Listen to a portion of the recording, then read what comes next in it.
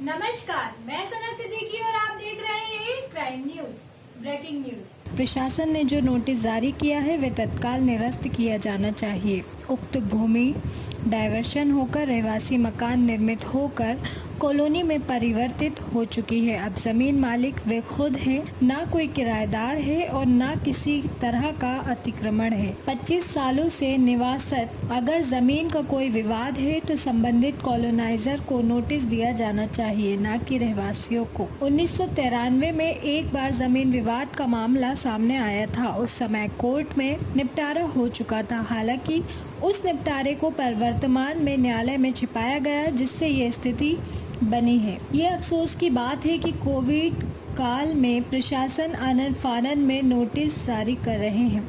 ऐसा क्यों? जल्दी है। ऐसी क्या जल्दी है? प्रशासन पर किसका दबाव है कि कानून को ताक पर रखकर बस्ती खाली करने का दबाव बनाया जा रहा है? हमारी मांग है कि कानून प्रक्रिया के चलते प्रशासनिक प्रक्रिया पर रोक लगाई जाए। इस मसले में कॉलोनाइजर को नोटिस जारी कर दिया जाए और उससे इस प्रकरण का निपटारा किया जाए, न कि वर्तमान जमीन मालिकों से। लोगों का कहना है कि ये जमीन उन्होंने श्याम सुंदर महाजन से खरीदी थी, जिसकी वैध रजिस्ट्रियां एवं नपा के समस्त कर जैसे संपत्ति कर जलाकर आदि चुका है।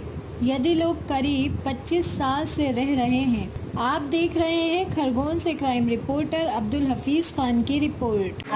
1913 तक 2013 तक कोई इसमें विवाद नहीं हुआ। तो 13 में जो है मतलब क्योंकि वो आदेश को जो है क्रियान्वित नहीं करा सके, तो उसका लाभ लेकर जो है माननीय उच्च न्यायालय को जो है गुमराह करके एक आदेश लाए, जिसमें उसको विधिवत करने का हुक्म दिया। लेकिन अब इसमें जो है मतलब थोड़ा आपको समझना पड़ेगा, और नहीं तो सारे समझौते पेपर सब कुछ हमारे पास, क्योंकि कानून अगर तो इसमें आगे आ भी ना है। अब क्षेत्र के जनता को नोटिस चिपका देगा। 3 दिन का टाइम देने के बाद में 3 दिन का टाइम दिया, चिपका दिया है। डिटेल थोड़ी चिपका दिया, क्रॉस कैसे लगाएंगे आप? लाल जो है पेंट से जो है क्रॉस लगा दिया। क्रॉस उसी नियम के अंदर आता था कि किसी के मकान में आप क्रॉस लगाएंगे। तो देखो बच्चे छोटे से बच्चे उठते गए हिरासत सर, खाना छूट गया, लोगों की नींद छोड़ के साथ। अब बताइए कि जो एक आशियाना बनाना इतना आसान है, इतना आसानी से मकान बनता है। और सब गरीब लोग हैं सर, कोई पंचर वाला है, कोई जो है मतलब कि हम वाले, कोई कुछ लोग ऐसे हैं कि सर्विस सभी वर्ग के लोग भी है, वहाँ पर मस्जिद भी है, वहाँ पर हॉस्पिटल है, स्कूल है, वहाँ पर 300 मकान है। उसका भी मैं समझता हूँ लगन 15 तक तो किसी को कुछ विस्तारित करने का माननीय उच्च न्यायालय नहीं, वो सर्वोच्च न्यायालय जो आदेश है वो है, पूरा भी पड़ गया एक तरफ। लेकिन हम चाहते हैं कि इसका विनम्रता पूर्वक क्या इसके अंदर जो है इसका गौर किया जाए, इसके ऊपर है केस क्या। माननीय न्यायालय का जो ऑर्डर जी सर, न्यायालय के ऑर्डर को पढ़ना हम सब मानना हमारी जी सर, जी सर, बिल्कुल सही। और हम तो अपनी एडमिनिस्ट्रेटिव प्रोसीडिंग हम करेंगे जो भी इनमें नियम अनुसार होगी। जी सर, आप भी चाहो तो न्यायालय में सही तथ्य को रखें। बस हम उसके लिए हम समय चाहते हैं सर, कि हमको जो है मतलब समय होनी चाहिए ताकि हम उस प्रक्रिया को पूरी कर सकें।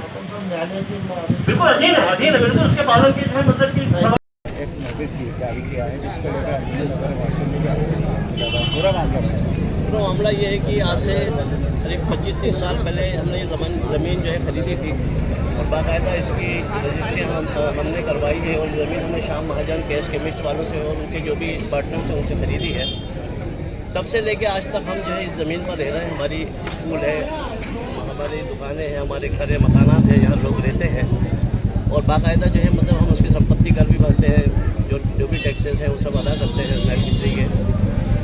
इसके बावजूद जो है मतलब कि पिछले मैं समझता हूँ कि 20 सालों से हमको कोई ऐसी किस चीज़ की खबर नहीं थी कि इसमें कोई विवाद है।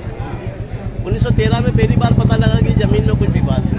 जब हमने इसकी पूरी तह में गए तो पता चला कि 1993 में इस ज़मीन पे एक समझौता हुआ था वादी और प्रतिवादियों के बीच में, और उसके बाद जो है मतलब ये केस उस दौर पर ख़त्म हो चुका।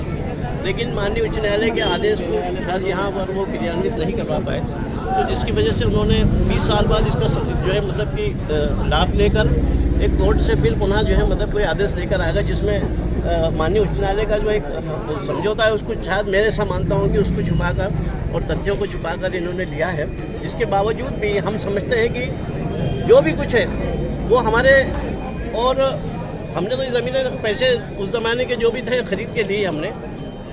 अगर कोई विवाद है तो इसको निपटाने की जिम्मेदारी जो कॉलोनाइजर थे श्याम महाजन और एंड कंपनी, उनकी जिम्मेदारी बनती है, आपको उनको नोटिस देना चाहिए। और बड़े अफसोस की बात है कि गरीबों के मकानात पर चस्पा के आप चले गए और उसमें भी लिख दिया। भाई मुझे हैरानी इस बात की है, क्या चाह रहे हैं आप, क्या चाह रहे हैं? एक बात मैं जो कहना चाह रहा हूँ, कोविड की गाइडलाइन में जो है 15 तारीख तक तो किसी को आप विस्थापित कर नहीं सकते, ऐसा नोटिस था, उसके ऐसा आदेश है। उसके बाद उससे पहले हमको देख के चलेगा।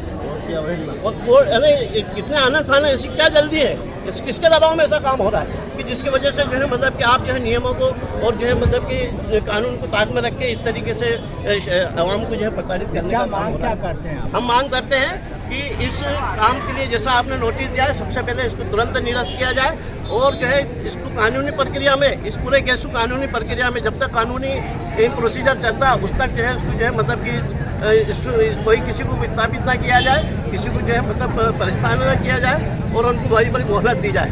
जब कानूनी प्रक्रिया खत्म हो जाएगी तो फिर हम जो है मतलब कि उसमें कोई दखल नहीं देंगे। कॉलोनी वाला जो है उनसे समझौता करे, जो भी करे उसका जो मसला है वो कॉलोनी वाला जो श्याम महाजन है उसको इसको निपटाना है। कहाँ जाएंगे, ज्ञापन देने आप? अभी हम कलेक्टर साहब को देंगे और एजीएम साहब को देंगे, तहसीलदार महोदय को देंगे। क्या नाम है आपका? मेरा नाम इस्माइल खान। ऐसी ही जानकारी के साथ फिर मिलेंगे। देखते रहें क्राइम न्यूज, पल पल की खबर, हर पल की खबर। क्राइम न्यूज, नमस्कार।